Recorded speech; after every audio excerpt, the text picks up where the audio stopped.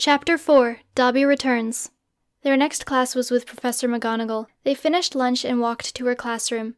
Hoping to leave with all of their bones, they entered recycling class. They walked in and took their seats. The nervous students were relieved to see that McGonagall hadn't arrived yet. The bell rang and she still wasn't there. They waited a few moments in bliss until a gray tabby cat wandered in. Harry gasped. "McGonagall's turned into a cat! Or no, she's been transforming into a cat for years and none of us knew!" Dumbledore rushed into the room and picked up the cat. "Cats are very fast, and they don't fall downstairs," he huffed as he caught his breath. "I'll write your name on the chalkboard for you." He wrote the name Professor McGonagall in big letters. "She really has turned into a cat," Ron realized. "That's ridiculous. I'm sure there's a logical explanation," Hermione stated. "Like what?" Harry asked. "Professor McGonagall was replaced with a cat named Professor McGonagall?" "That's exactly what happened," Dumbledore said as he put the chalk down. "We needed a teacher for this class, so we strolled on down to Hagrid's house and named the least threatening animal we could find Professor McGonagall." "See? Perfectly logical," Hermione chimed. "That's not logical," Ron argued. "Why would you hire a cat?" "Budget cuts," Dumbledore answered. "Where's the real McGonagall?" Harry asked suspiciously. "She's around." "I still think she's the cat," Harry said. "She's definitely the cat, Broseph," Ron agreed. "How could McGonagall turn into a cat?" Hermione asked. "Magic, duh," Harry answered. Dumbledore left the room, and the class stared at the cat as she walked around the room. She jumped onto the windowsill and went to sleep in the sun. Soon every person in the room was asleep. Their last class of the day was wand safety. Gilderoy Lockhart taught wand safety last year, but he quit and went into the robbery business. He wasn't good at that either, so he ended up in jail. This year's wand safety teacher is Remus Lupin. Hermione and Ron put their sunglasses on and ignored him as he spoke. Harry listened and even took notes. Professor Lupin showed them a magical box that could show your greatest fear. He explained that it pertained to wand safety because a wizard who uses a wand must not be afraid of anything. Harry's not sure about that reason, but he's happy to not have to learn another 5 ways to make a wand safe. After Lupin talked about the box for a while longer, he invited students to give it a try. Due to Ron and Hermione's rebel attitude, he called them up first. "While you look into this box, think of your greatest fear and then say it out loud." Hermione rolled her eyes under her sunglasses. "Are you even trying to trick us into thinking this is magic?" Lupin ignored her as Ron jumped back. "I see a spider!" "Ridiculous! It's just a black box! Your turn, Miss Granger!" "Okay, fine." Hermione looked into the black box. "I see a rule book. Rebel life forever." Lupin sighed. "Mr. Potter, you've been waiting eagerly. What do you see?" Harry hopped to the front of the room and looked into the box. "Ah!" he screamed. "Dementor!" Ever since he saw the creepy cloaks that concealed their faces, Harry thought they were the scariest things he's ever seen. Unfortunately for him, a Dementor heard Harry scream and ran in to see what was going on. Since he was holding nachos, his hands were visible and they looked normal. Harry sighed with relief as he thought they would have skeleton hands. The Dementor ate a chip and started whining. "Sirius Black's not in here! Why'd you call me?"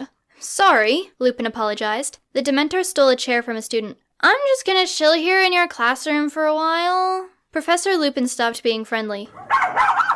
The Dementor screamed and ran out of the room. The class cheered and laughed. "Wow, you sounded just like a dog," Ron complimented. "Yeah, and it's not even a full moon," Lupin laughed. The class stared at him suspiciously until he changed the subject. As the weeks went by, the Dementors somehow became more and more annoying, and students and teachers started barking at them. Recycling class became unofficially known as Naptime, and Hermione and Snape started to really dislike one another. Both would mock each other behind the other's back. It was very immature on Snape's part, but it's not all that mature on Hermione's part either. Since the Dementors were so terrible, Dumbledore hired a new fleet of guards that were professional and skilled. They stealthily hid in the shadows, watching for trouble. Nothing got past them. Despite being replaced, the Dementors wouldn't leave. The new guards clashed with the Dementors and their lazy attitude. The guards wouldn't start fights or anything, but like most students, they hated the Dementors. Late in the evening on Halloween night, an angry man with long blonde hair came to Hogwarts Castle. As the students tried to trick-or-treat, they turned to watch the man walk through the halls as he marched to Dumbledore's office. Harry, Ron, and Hermione followed him to see what he was doing. They waited outside the office and tried to listen in. "I can't hear anything," Ron said as he pressed his ear against the door. "Me either," Harry said. They heard footsteps from behind them. "Someone's coming," Hermione warned. They darted to the side of the hallway, and Harry put his invisibility cloak over everyone. Hermione peered out of one of the holes in the blanket and watched. "Who is it?" Harry whispered. "It's Hagrid. He's opening the door." "He just walked in," Hermione answered. They left the cloak on the ground and ran back to the door. They each tried to listen to what the 3 people in the office were saying. You need to do something about your professors. Read this letter. A voice they had heard before directed. This is about a teacher you hired. There was a long silence as Dumbledore presumably read the letter. Mr. Malfoy, I know my professors, and I especially know Hagrid. This seems highly unlike him. Are you calling me a liar? Mr. Malfoy said. No, of course not. Maybe it was just embellished. Draco is very young after all, Dumbledore suggested. Can I see the letter? Hagrid asked. My son wrote exactly what happened. He's not like your other immature students. He is part of the House of Slytherin. How many snake diseases have they cured? 56, Dumbledore answered. While most Slytherin students are brilliant academically, some aren't very responsible, Hagrid started, especially when they're upset. Excuse me? What are you implying? Mr. Malfoy growled. I was there, Hagrid reminded. This letter he sent. I never threw him, and none of me animals attacked him. You read the part about me saying fee-fi-fo-fum? Rubbish! He's not telling the truth. Probably 'cause the truth won't get me fired. I believe Hagrid. He is an adult while Draco is only a child, Dumbledore said. An adult? Mr. Malfoy snapped. At least my child can speak properly. Actually, Malfoy, no he can't, Hagrid said savagely. I'll have all of you fired. You'll regret slandering my son very soon. Hogwarts is a private organization, Dumbledore informed. Hagrid and I have the highest authority, which means I can ask you to leave, and if you'd like, you may take your son with you. You'll pay for what you've done, Mr. Malfoy threatened. There was a short silence while Mr. Malfoy probably glared at them, and then someone started walking to the door. Harry, Hermione, and Ron darted back under the blanket and watched Mr. Malfoy angrily stomp out. Hagrid and Dumbledore have the highest authority? Hermione repeated. But he's the gamekeeper. If he had that much power, why doesn't he help out Dumbledore as his job? Well, now he's a professor, Harry reminded. It is weird, Ron agreed. They don't know a lot about the founding of Hogwarts. They don't know why it was founded or even who built it. They decided to leave before they got caught and started walking down the dry ice-filled hallways. They walked around for a while, enjoying the Hogwarts Halloween decorations. They would be taken down by the morning, and then they wouldn't see them for another year. Hedwig joined them, carrying an old letter in his mouth. Since Hedwig loves delivering flowers, Hagrid made him a mail carrier costume. He was dressed in red and had a small red shoulder bag. When the bag was first put on him, he almost fell over due to being a little heavier on one side. He got accustomed to it and flew alongside Harry, Ron, and Hermione. They passed by Moaning Joanne's bathroom and said hi. She continued to cry as they left her hallway. Later on, they decided to go to bed. Harry was in deep thought as he and Ron entered their dormitory. If this started from the incident on the first day of classes, then why would Lucius Malfoy arrive to discuss the letter 2 months later? Harry asked. Ron yawned. Maybe it took Malfoy a long time to write a coherent letter, and to think of a story that would get Hagrid fired. Plus, for the ambiance of Halloween night. Harry nodded and then went to sleep. He woke up to the sound of Ron rummaging through drawers. Harry rubbed his eyes and put his glasses on. He had just gotten them this year. They're shiny and new and not broken. Code red, Ron muttered. Ron? Are you high? Harry asked. Ron said nothing as he kept opening more drawers. Harry ignored him and got up. Ron seemed to snap out of it, and he joined Harry out the door on his way to breakfast. The temperatures dropped over the next few weeks, and the Halloween decorations turned into Christmas decorations. Harry and Hermione finished eating lunch and left the cafeteria. They walked down the hallway towards their next class. Ron rushed down the hall and caught up with them. Mind telling us where you've been going? Hermione asked. Is this the 4th or 5th time this week you've been missing for hours? Harry asked. I don't keep track of that stuff, Ron answered. Harry Potter! Harry Potter! A strange voice said. Harry stopped walking. Shh! Ron and Hermione turned and looked at him. Harry tried to figure out where the voice was coming from. Harry Potter! Harry got on the floor and listened. Hermione and Ron watched with bewildered expressions. Harry? Hermione said. I hear someone! Someone's saying my name! He's gone schizo! Ron yelled. No, wait, I hear it too, Hermione said. Not you too! I must be next! Ron shouted. Yep, I hear it. Harry Potter, Harry Potter. A short man they immediately recognized was walking towards them. Dobby must protect. Precious. Stay away, Dobby, Hermione demanded. Ron bites. It's true. My spirit animal is a Jack Russell Terrier, Ron confirmed. How'd you get out of jail, tiny citizen? Harry asked as they all backed away. The jailbreak. The one when Sirius Black escaped. Then Dobby plotted many ways to keep Harry Potter safe. Dobby will keep you safe over the long Christmas break when all of your friends are at the Weasley household. Dobby started to laugh creepily. Harry shook his head. I'm going to Australia over Christmas break." "That is incorrect, sir. Dobby read the letter from your parents." Dobby held out a folded letter. Harry grabbed the letter from him and unfolded it. "Dear Harry, Aunt Petunia and Uncle Vernon have located us and we are no longer safe here in Australia. Stay with your friends this Christmas. We'll see you again in the summer. Love, Mum and Dad," Harry muttered. "How could they have found them? It should have taken them at least a few more years." Dobby ignored Harry's questions. "Last year, Dobby heard Mr. Malfoy talking about Harry Potter. Dobby needed to protect. Dobby did protect. Person got arrested and now cannot harm Harry Potter. But Harry Potter is not safe. Dobby now knows that Aunt Petunia and Uncle Vernon are trying to harm Harry Potter. Dobby must protect." "What exactly did you hear Malfoy say?" Ron asked. "Now that Dobby doesn't work for Lucius Malfoy anymore, he can tell you. Mr. Malfoy was on the phone with Tom Riddle. Dobby only heard Mr. Malfoy's end of the call. He said, 'Well, I suppose the bar has a new high for your danger. His cousin, Harry Potter, had better be hopeful you don't kill him out of spite.'" Harry, Ron, and Hermione exchanged curious looks. "Dobby doesn't trust Tom Riddle. Tom Riddle lies. Tom Riddle is very bad. Tom Riddle is arrested now, but he is still bad. He will plot revenge." "He can't do anything from Azkaban," Harry said as Hermione and Ron looked worried for the security of Azkaban. "All anyone needs to do is bark a few times. And there can't be that many Dementors left. Most of them are still at Hogwarts annoying everyone." "Hospital wing is safe. Dobby will send Harry Potter and his friends to the hospital wing." Hermione, Harry, and Ron started running to their next class. They ran into cooking class and closed the door behind them. Professor Snape's long black robes dragged on the floor as he walked to the door. "You're late," he said sternly. "We can explain," Harry huffed. "An elf is trying to kill us," Ron said. Snape rolled his eyes and directed them to their seats. Harry and Ron started walking to their desks, but Hermione didn't move. "It's true! There's a short purple man and he's trying to kill us!"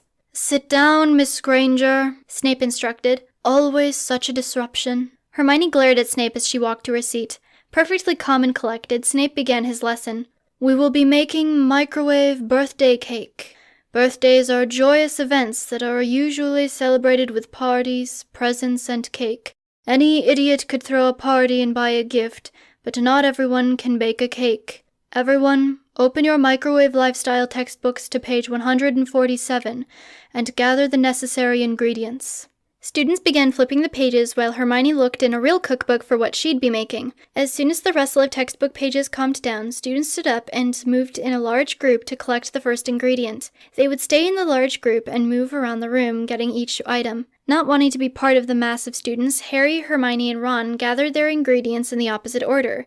They don't get trampled, and they can get what they need faster. The classroom was filled with mini kitchens. 3 students were assigned to each one. Harry, Hermione, and Ron returned to their mini kitchen and started the recipes. Harry always follows the directed recipe very closely, while Hermione and Ron do their own thing. They've never followed Snape's instructions. Instead, they drop food on the floor for Snape to clean up, they use food coloring, they take a nap, or they follow a different recipe entirely. At the beginning of the year, Ron would even put drugs in his dishes. A few weeks ago, Hermione was looking around the room and found a real cookbook. Occasionally, she'd make a recipe from the book. Whenever she turned on the stove or oven, several students would watch in amazement. Over the 3 years of cooking, they never even considered using those appliances. In the first year, they focused on raw recipes that didn't need anything but forks, spoons, and knives. Small knives that were more like butter knives. Last year, they worked with blenders and made all sorts of smoothies and milkshakes. When Hermione completed the recipe, she would give it to Ron and Harry for them to wolf down. Hermione and most students didn't eat in class since it was just after breakfast. However, Harry and Ron were never full, so they always happily ate whatever she gave them. This time, Hermione decided to make a simple sandwich. She already got the ingredients she needed, so she started putting the sandwich together. Ron walked across the room to sit on Snape's desk. He would survey the room and warn of fires. Surprisingly, it was a very necessary job that no one really thinks about. Harry measured his ingredients carefully and poured them into a large bowl. It was an easy recipe that called for 9 ingredients. After putting them in, he stirred it into a smooth mixture. He found the recipe easy and couldn't wait for things to get more complicated next year. Before he could proceed, Ron called for his attention. "Harry!" Ron threw a bag of chocolate chips to him. "Put these in the batter," he suggested. Harry opened the bag and shook the small chocolate chips out of the package and into the batter. He stirred it again and then poured the batter into a small round cake pan. He opened the white microwave and put the pan inside. After closing the door, he entered the time and hit start. The pan began spinning around on the microwave's plate. As he washed his hands, Hermione walked towards him with half a sandwich. Harry dried his hand and accepted the yellow ceramic plate. Hermione picked up another plate off the counter. It was an identical plate with the other half of the sandwich. She brought it to Ron, who was still sitting on Snape's desk. A Ravenclaw student quickly opened their microwave door and smoke started pouring out of it. Hermione looked back at the microwave and Ron took the sandwich off the plate. Remembering his job, he stood up and warned everyone of the fire with his mouth full. Snape grabbed a fire extinguisher and rushed over to the microwave. He quickly put out the fire and then opened a window nearby. A couple of students also opened some windows. Ron got back on Snape's desk and went to sleep. The soft hum of microwaves continued as Hermione read a book and Harry lit the candles on his cake. Snape was walking around the room and stopped to talk to Hermione. "I see you're not reading any of your cooking textbooks?" "Nope," Hermione answered, holding her book open. "Besides, I already know how to use a microwave. I even know how to use a stove and an oven." "Yes, and when you do, I call you an insufferable know-it-all." He gave a disappointing glare and turned on his heel. Harry noticed a green plant with lots of vines on the bottom of Snape's robes. Using their thorns, they slowly climbed higher. "Devil's snare!" Hermione noticed what Harry was looking at. They both tried to figure out what to do. "They hate heat!" Harry shouted. Hermione looked at the counter and saw a hairdryer and Harry's lit birthday cake. She grabbed a candle from the cake and rushed behind Snape. She stabbed the robes with the candle, and it started to burn the fabric. He immediately noticed and began panicking. The vines released the black robes and fell to the floor. Harry grabbed a fire extinguisher and put out the fire. White foam smothered the fire and covered the bottom of Snape's robes and the floor. "Don't worry, citizen, you're safe now," Harry said in a superhero pose. "You could have used the hairdryer," he whispered to Hermione. Snape was furious. "Granger," he roared, "I'll have you expelled." "We saved you from that plant thing," Hermione retorted. "Nonsense," Snape yelled. "Come with me." Snape and Hermione left the classroom and he brought her to the gargoyle corridor. They silently walked down the hallway to Dumbledore's office. 500 points from Gryffindor, Snape said before he opened the door. Snape marched up the steps in the headmaster's office as Hermione followed behind him. "Professor Snape, what brings you here with Miss Granger?" Fury filled Snape's eyes. "This delinquent lit me on fire." "First of all, I lit the devil's snare on fire. Second of all, I saved your life," Hermione argued. "If this supposed devil's snare was truly on my robes," Snape said using air quotes, "you would have used anything that conducts heat. I saw that hairdryer. It was unnecessary to use fire." "Well, it worked, and I didn't get a thank you. You didn't thank Harry either, and he put out the fire." "Where was the devil's snare?" Dumbledore asked. "On the bottom of his robes. It looked really dangerous. Harry knew a little bit about them and looked really worried," Hermione answered. Dumbledore looked at the wall in deep thought. "I'd assume you didn't notice the vines, Professor. Miss Granger did act incorrectly as to which tool she would use, but as she said, it worked. Since she saved you, I suggest she go without penalty. Do be careful next time, Miss Granger. As for Harry, I suggest a reward." Snape looked disappointed with Dumbledore's decision, but he couldn't argue with his boss. "Of course. I'll give 100 points to Gryffindor for putting out the fire and knowing about Devil's Snare." "Why did you have a hairdryer in your classroom?" Hermione asked. Snape said nothing but nervously touched his hair. They walked back to the class as silently as before.